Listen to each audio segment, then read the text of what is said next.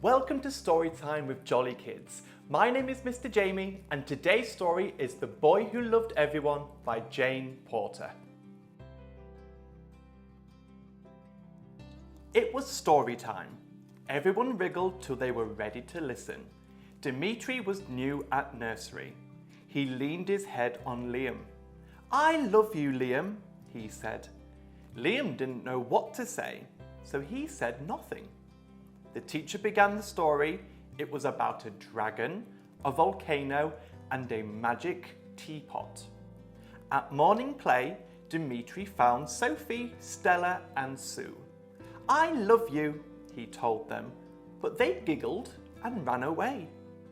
So Dimitri went to the tree with the big heart-shaped leaves and put his arms around it. "I love you, tree," he said. The tree didn't reply. Some ants marched past. "Hello, ants, I love you," said Dimitri, but they kept on marching. It was time for lunch.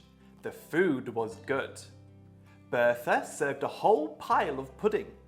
"I love you, Bertha," said Dimitri. "You mean you love my custard," said Bertha. That afternoon, Dimitri said, "I love you," to the class guinea pig, the paintbrushes, Big Andrew, and Little Bee. But they joked, or blushed, or turned away, and the guinea pig just burrowed into the straw. At home time, Dimitri told the teacher that he loved her.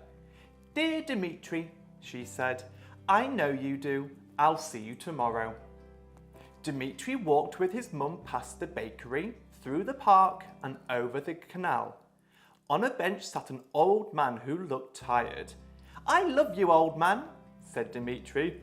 "Who are you calling old?" snapped the man, and he pulled his coat tighter around him. After that, Dimitri was very quiet. At bedtime, he whispered, "I love you, Mum." "And I love you, Dimitri," she said. "You're my best boy." The next morning, Dimitri didn't want to go to school. "I told everyone I loved them, and no one said it back." Mum helped him put on his coat and wrapped him up warm. "People have lots of different ways of showing how they feel," she said, as they walked towards the canal. "When you tell people you love them, they feel it, even if you can't always see it," she explained. "Your love spreads out and grows in new places." They saw the old man on the bench. He was opening a tin of tuna and feeding the stray cats breakfast. "You see," said Mum, "he's saying, 'I love you' to the cats."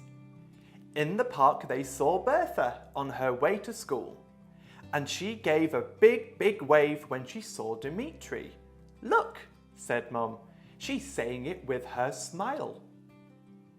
The playground tree with the heart-shaped leaves was filled with singing birds as Mum said goodbye. Beneath the branches, Sue, Stella, and Sophie were feeding the birds.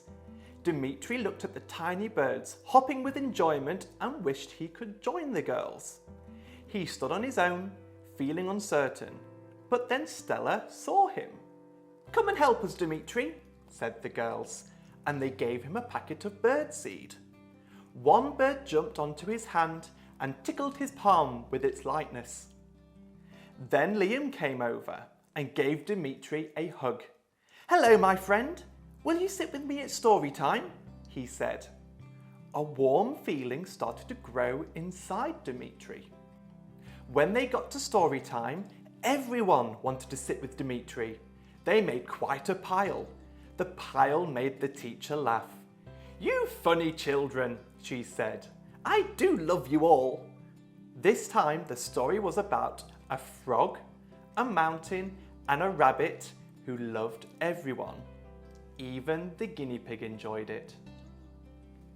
For more fun and learning, make sure to subscribe to our channel, Jolly Kid Sophia.